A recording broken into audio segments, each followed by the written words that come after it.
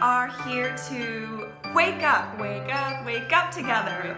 Wake up. Wake up. Wake up. Wake up. Wake up.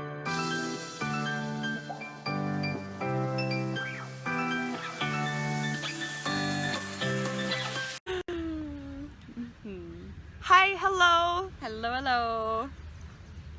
Welcome, whoever is joining us today. I'm Cassie. And I'm Victoria. And we are back today outside enjoying the sunshine, this beautiful weather. We've got a cameo back there in the screen.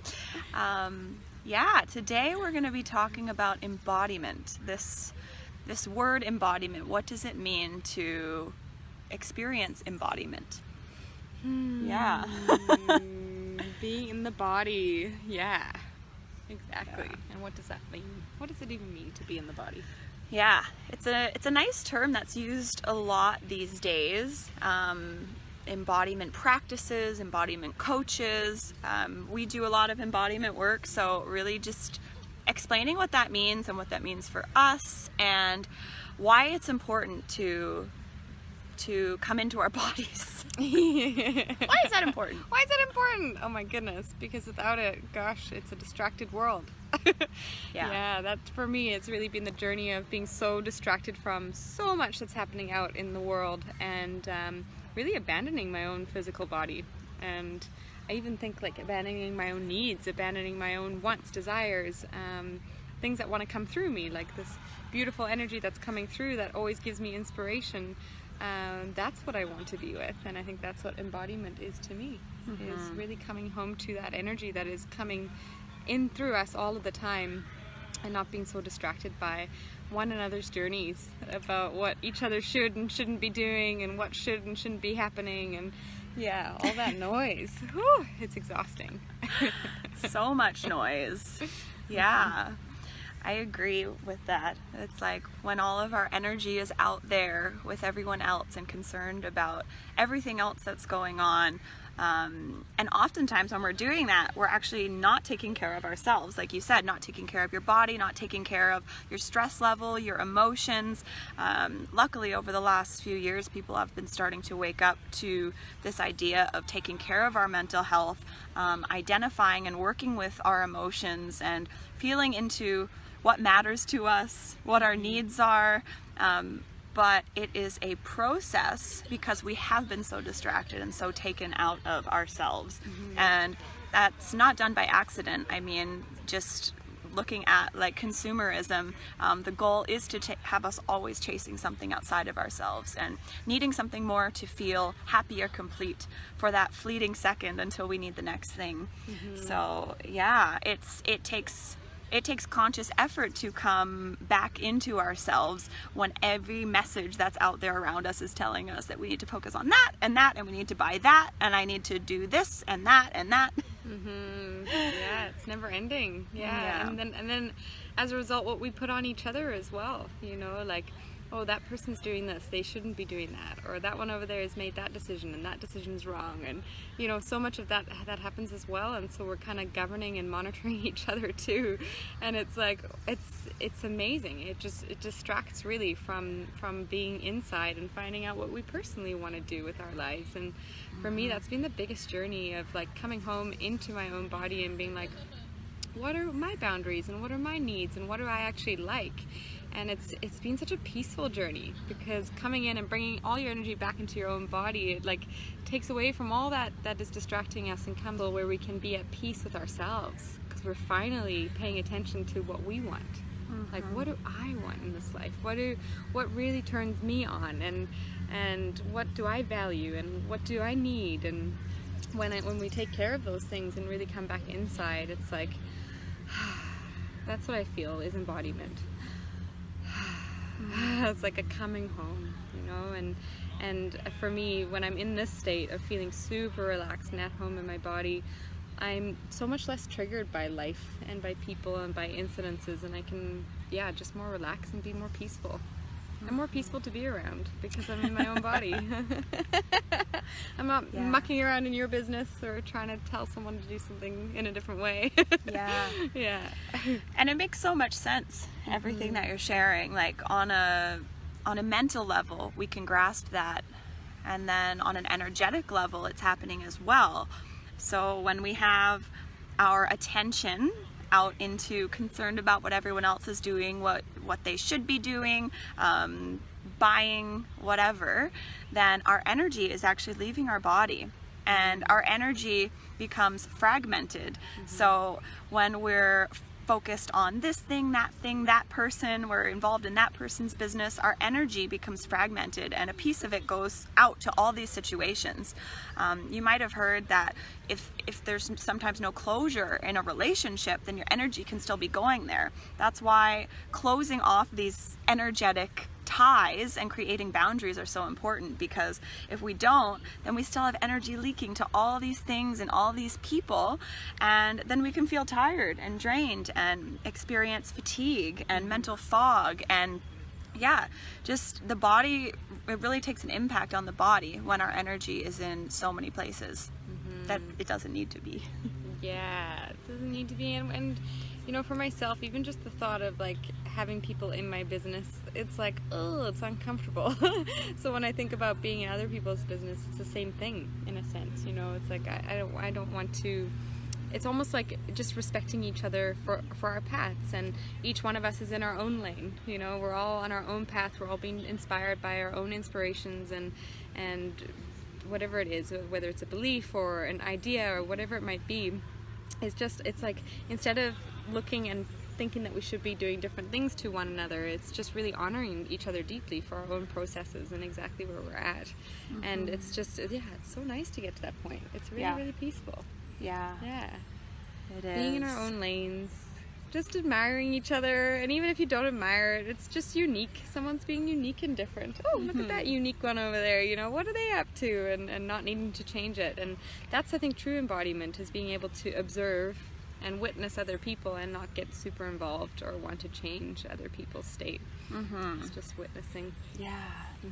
Then our energy's all in our own body, and we're not so exhausted, and we can be more inspired ourselves and actually live a better life for ourselves, because we're not so busy feeling into other things.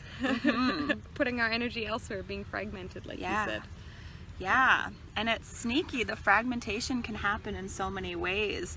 Like for me, I started to notice that I didn't want to repeat the same stories anymore. Like, for example, something's going on in my life, let's say, and I would meet up with you and I would share it with you. And then I would feel complete with that. It was like, okay, that I'm done sharing that now. And then we all have so many acquaintances, friends, connections, family in our lives, and everyone wants to know what's up with everybody all the time. And so you see that next person, and then they're asking, and it's like, oh, okay, I guess I can't lie. I guess I got to tell them what's going on with me. Okay, I'll tell that person, and that's complete. And then it's like on to the next person and telling that same story again. It's the next week now, and I'm telling that same story. And it sucks to realize, but that is actually like leaking our energy and giving a piece of ourselves into all of these different people. And when really, like, what embodiment is for me is like being in power in my own body, and knowing what my decisions need to be, and knowing how I feel about a certain situation. And if there's something happening in my life where I'm like sharing a little piece with you and a little piece with you and a little piece of you, how am I ever going to figure out how I actually feel about it? And it's like it becomes this game of like weighing other people's opinions, and oh, whose opinion do I respect the most? I'm going to go with how they feel about the situation. It's like so crazy. It's crazy and confusing. And so for me, the place that I got to was where I am now, is like really only sharing, like I'll share that thing that's been going on inside with one person, whoever that person is, so I can get it out, because it's still important to express. And then with everyone else, it's actually okay, and you're actually better off sometimes not sharing those stories again and again, because we recreate when we're saying stories over and over. Our words create. Our words are energy, and so it's just so funny how it works. And it can be annoying sometimes that that's how it works. Yeah, and we're so used to, we've been also bred to love gossip, right? Like the gossip magazines and the gossip shows and all this kind of stuff. So it's like, we have to have a story to tell, you know, gotta tell each other stories. Who had the worst thing happen to them since we've seen each other last? Yeah, right, gotta tell my story, man. Oh man. And actually that's interesting that you say that, because I just recently got like really comfortable. I was on a little trip with a friend of mine, and it was so great to just be in each other's presence. Like, we didn't need to tell each other a story. We just got to a point of like, oh, we just get to be. And I think that, yeah, sometimes we're looking for advice, and we're looking for approval, and we're looking for something to be met by sharing our stuff with a lot of people, and that's okay to a point, because we can support one another, right? It's important to be able to support each other, but it's just being aware and kind of watching, you know, how much am I sharing? Like, and am I sharing the story over and over and over again? And why am I sharing the story over and over again? Like, what am I needing? And most of the time it's really a desire within to sit with ourselves. You know, our self is saying to us like, hey, just sit with this. And you know, that need to go out all the time is because we actually haven't sat with ourselves with it. And when we come home and just sit with it ourselves, it often settles the need to be oversharing. And so, yeah, like you said, I think it's important to be able to share with some. Obviously, you're not saying don't share with anybody, but because we need to support one another through, but just being aware, coming into that awareness of how much we're going out, how much we're looking outside of ourselves for advice or approval or a need to be met, you know, when really ultimately it's ourselves that just wants to be sat with. Totally. Yeah. And that is the core need that we're wanting to fill when we're looking out there. And for me, I find that it's when I get so much advice and share the same thing with so many people, it gives me like a momentary satisfaction, but it's a hollow satisfaction. It's like, oh, I didn't actually get what I needed, because what I need is right here.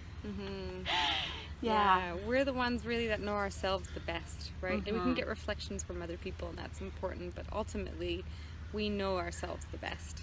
And so the best answers for us come from within, not outside of ourselves. And when we get really comfortable with ourselves and more embodied, we can just sit with each other in silence and not need to have a story to share that's bigger than the other or whatever, however funny we get. Yeah. I see Dominica here. Hello, Says hello. mamacitas. Hello. Thanks for joining us. Aloha. Yeah. Oh, so this practice of embodiment, how do we become more embodied? Yeah. For me, yoga is a really beautiful embodiment practice that I love. Yeah, it's like I mean, it's a real journey. There's so many different things I've done to become embodied. I think breathwork is a big one.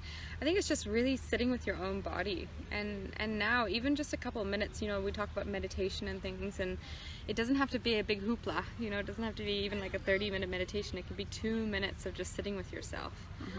Something else that I like to do is just honor my body. I think that, you know, sometimes I can become really disconnected from this body, and so just to look at my legs and feel them and be like, wow, legs, you're amazing, and just touch the body, because sometimes we're in the head, which is not in the body. And so just to come home to it and recognize how amazing it is. And I don't know, for myself, I resonate deeply with recognizing my organs, because I was nursing for so long, and recognizing my systems and all the cells in my body for being so brilliant and amazing at functioning so well to keep me going and keep me alive.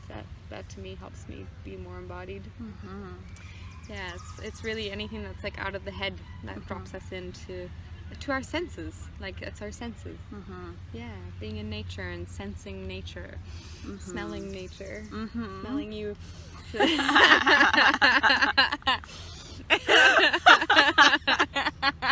Yummy. I had to throw in a funny. Yeah.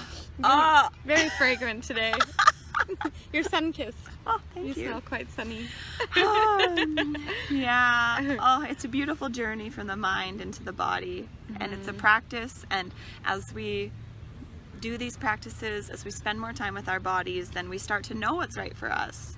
And we start to feel into our yes and our no, and our boundaries and our openness, and feel the distinctions between those. And it's just such a nice place to be. Yeah, it is. To listen to the body starts to speak, you know, the more, we can travel into it. It starts to speak to us. And even I listened to something the other day, it was so interesting. It was even talking about scheduling, like scheduling ourselves, and you know, when we have a schedule, like a calendar that we put our things in, that's outside of our body. But when we can learn to really, you have an idea of what you need to do in a day, and you just have your idea of it, and then you become more in your body, you actually start to be able to sense it. Like, oh, this thing's coming up. And you may not know exactly what it is, and then when you look at your calendar, you're like, oh yeah, in like 15 minutes I have to be somewhere, and your body just starts to speak. It's quite exciting. Oh, that's beautiful. Yeah, that's the process we're in, is calming the mind, coming into the body, and being more in tune with ourselves. Yeah. Yeah. It's getting hot, hey? It is getting really hot. Really hot. We gotta get out And of the sun. on that note, we are so excited to be offering in-person retreats once again. And we have a beautiful Liberated Woman retreat coming up in BC on Galliano Island in July. And yeah, if anyone is in the area and you're feeling that call to do this work, which is releasing stress, coming from the mind into the body, feeling free within yourself, learning how to speak your truth and just own that. And I want to say a bad word, but just be a badass, really. That wasn't the word, but then please join us. We'll post the link below. And yeah, one spot left for the perfect woman who is arriving at the perfect time. Absolutely, yes. On Galliano Island too, which is a gem of an island, one of the Gulf Islands off of Vancouver Island, and it's so beautiful there. So we look forward to whoever that last person is. Yes. And let us know how this landed for you down below, what embodiment means to you. We would love to hear. Yeah. Yeah. Share your story. Let us know. And goodbye. Bye. Bye. Bye. Bye.